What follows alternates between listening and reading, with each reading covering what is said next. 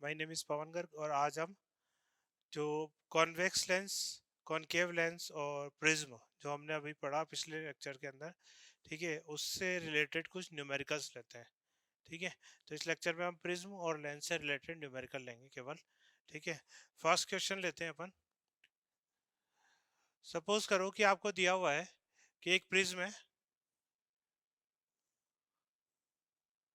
इस प्रिज्म पर जो लाइट रे गिराई उसका एंगल आई जो है वो 60 डिग्री है। ठीक है, यानी प्रिज्म के फेस से वो 60 डिग्री एंगल बना रहा है, ठीक है, नॉर्मल के साथ। और इसका एंगल ऑफ डेविएशन आपको दे रखा है 30 डिग्री, और जो इसका प्रिज्म एंगल है वो दे रखा है आपका 30 डिग्री। ठीक है, अब पहला क्वेश्चन है आपका, शो दैट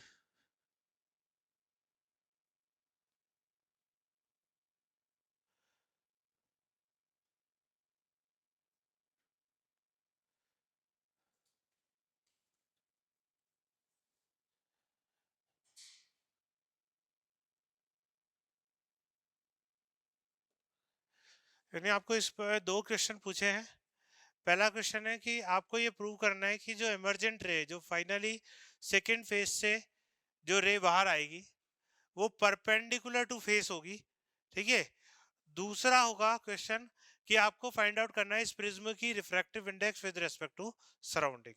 ठीक है, तो आपको क्वेश्चन समझ में आ गया। आपको एंगल आई दे रखा था 60 degree, 30 degree angle of prism दे रखा है, और डेल्टा दे रखा है 30 डिग्री, यानी एंगल ऑफ डेविएशन दे रखा है। दो पार्ट पूछे अपने को। पहले पार्ट में आपसे पूछा है कि भाई आपको शो करना है कि जो इमरजेंट रे है वो परपेंडिकुलर टू फेस होगी।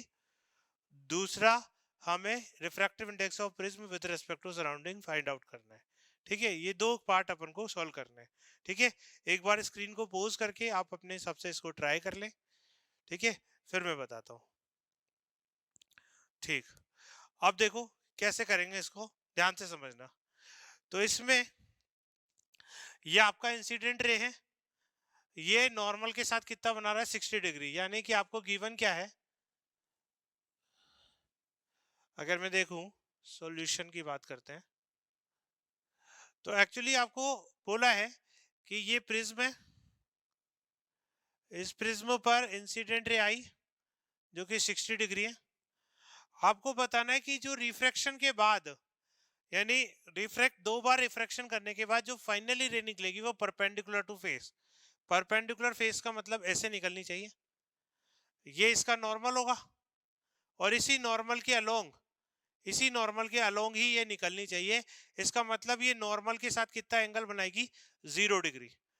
यानी नॉर्मल के साथ एंगल होता है एंगल ई, वो कितना होना चाहिए, 0। तो ये आपको प्रूव करना है। ठीक है, ये आपको प्रूव करना है।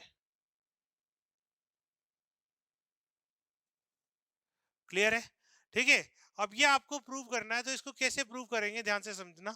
ठीक है, तो इसको अपन प्रूव कैसे करेंगे, इसके लिए अपन क्या करते हैं ध्यान से समझना।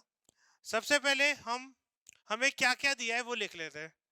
हमें दिया है एक तो एंगल आई 60 डिग्री, और हमें दिया है डेल्टा, डेल्टा कितना है 30, और हमें क्या दिया है एंगल ऑफ प्रिज्म 30। ठीक है, ये हमें दिया है, और हमें ई की वैल्यू 0 लानी है। तो हमें ई की वैल्यू निकाल लेते हैं, सीधी सी बात है, वो अपने आप 0 आ जाएगी, है ना। ई की वैल्यू अपन को 0 लानी है। ठीक है, तो अपन डेल्टा का फॉर्मूला लगाते हैं। डेल्टा बराबर क्या होता है, आई प्लस ई माइनस ए, यही होता है डेल्टा का फॉर्मूला, अपन ने पढ़ा था। इसमें डेल्टा की जगह रख दो 30 equal to 60 plus e minus A. E निकालना है आपको, तो इसको इधर ले जाओ, तो ये जाएगा 30, ये प्लस का है तो उधर जाके माइनस का 60 हो जाएगा, ये माइनस का है तो उधर जाके ए की वैल्यू भी डाल दो आप। ए की वैल्यू कितनी दे रखी, 30, तो ये उधर जाके प्लस का 30 हो जाएगा। 30 प्लस 30 60 हो गया, 60 माइनस 60 यानी ई की वैल्यू क्या आ गई, 0।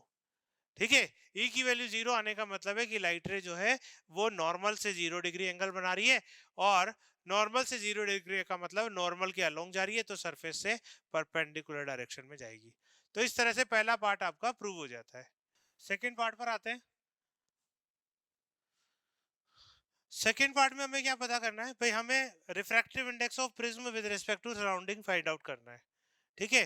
तो prism with respect to surrounding के लिए अब हमने जो फॉर्मूला पढ़ा था वो था डेल्टा मिनिमम का, है ना। पर डेल्टा मिनिमम तो हमें दिया ही नहीं क्वेश्चन के अंदर, ना ही हमें आई की वैल्यू ई के बराबर आ रही है। आई तो 60 है और ई 0 है, तो दोनों बराबर भी नहीं आ रहे।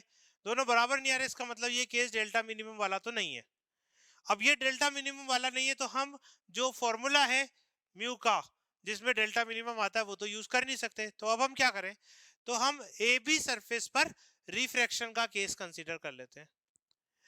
ए बी सरफेस से रिफ्रैक्शन का केस लगाते हैं अपन, तो हमारे पास आ जाएगा n surrounding into sine 60 is equal to n prism into sine R1।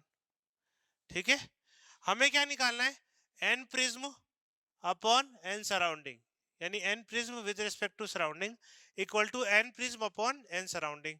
तो एन सराउंडिंग नीचे आएगा तो ये वैल्यू इधर चली जाएगी, ये वैल्यू इधर चली जाएगी तो हो जाएगा साइन 60 अपॉन साइन R1। ठीक है, अब साइन 60 तो हमें पता है, पर ये जो साइन R1 है इस R1 की वैल्यू क्या क्या होगी ये निकालना है अब अपन को।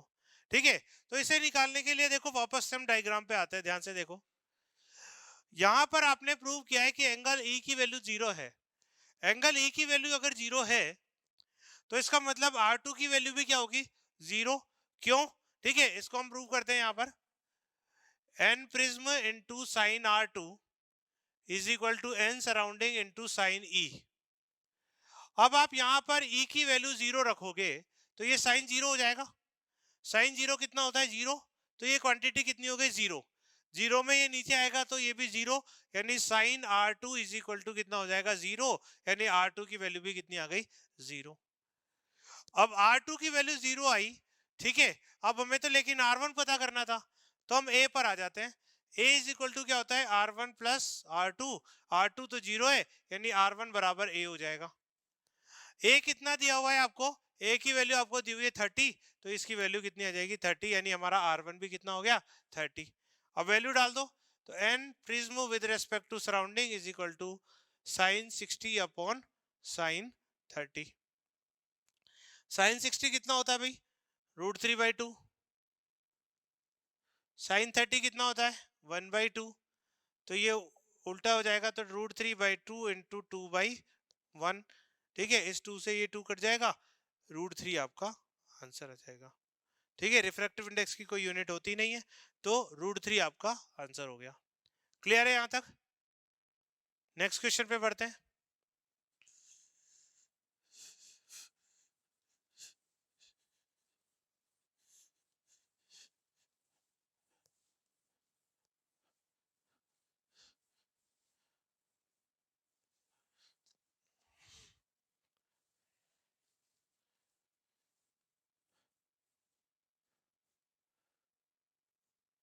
सेकंड क्वेश्चन लेते हैं। सेकंड क्वेश्चन में सपोज आपको एक इक्विलेटरल प्रिज्म दिया हुआ है, इक्विलेटरल प्रिज्म।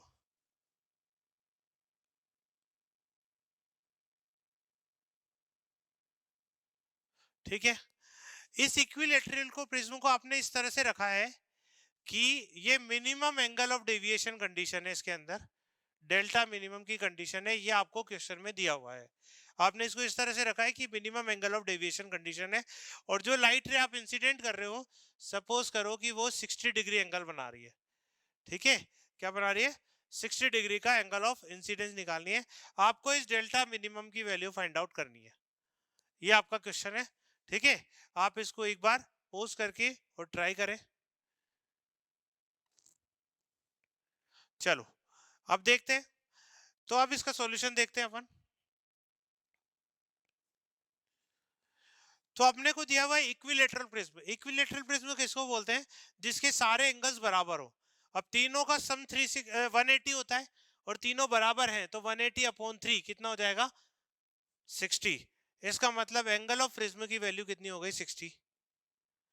ठीक है, एंगल ऑफ प्रिज्म आपको दिया हुआ है इस तरीके से 60 डिग्री, ये क्वेश्चन में दे दिया, बस उसने डायरेक्टली नहीं बोला। ठीक है, और ये कौन सा एंगल है, तो एंगल आई की वैल्यू आपको दे रखी है 60 डिग्री। ठीक है, एंगल आई 60 हो गया भाई। आपको डेल्टा मिनिमम निकालना है, तो डेल्टा मिनिमम का फॉर्मूला क्या होता है, 2i - a। भाई आई प्लस ई माइनस ए होता था, ई और आई बराबर होते हैं डेल्टा मिनिमम की कंडीशन में, तो ये हो जाएगा 2i माइनस ए। 2i माइनस ए में वैल्यू डाल दो, 2 इंटू 60 माइनस 60, ठीक है। 2 मल्टीप्लाइड 60, ये हो जाएगा 120, 120 माइनस 60 कितना हो जाएगा 60। तो ये आपके डेल्टा मिनिमम की वैल्यू आ जाएगी। क्लियर हुआ? चलो आगे बढ़ते हैं।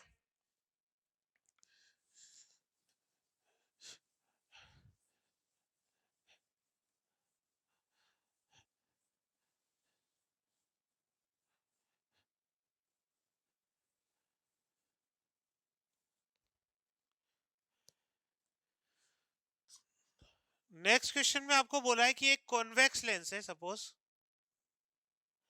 जिसकी फोकल लेंथ आपको दे रखी है 0.4 मीटर, ठीक है।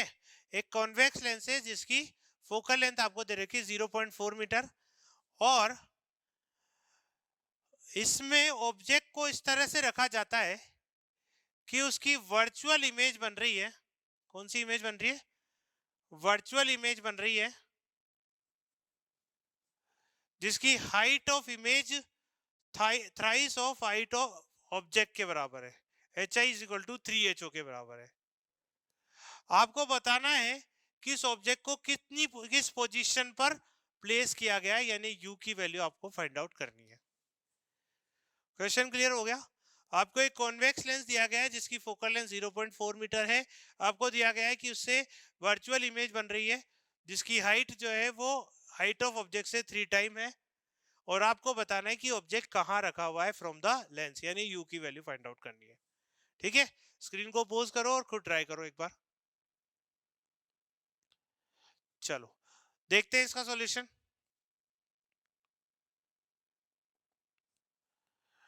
अब देखो ध्यान से, आपको क्या दिया है इसको सोचो।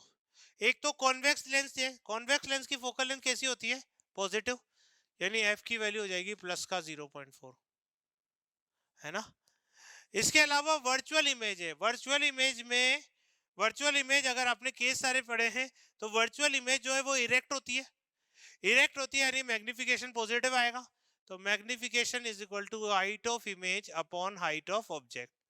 अब देखो H I equal to 3ho है, ये नीचे जाएगा तो इधर क्या बच जाएगा? केवल 3, तो H I upon H O की वैल्यू +3 आ जाएगी। क्यों? क्योंकि वर्चुअल इमेज है तो इरेक्ट भी होगी।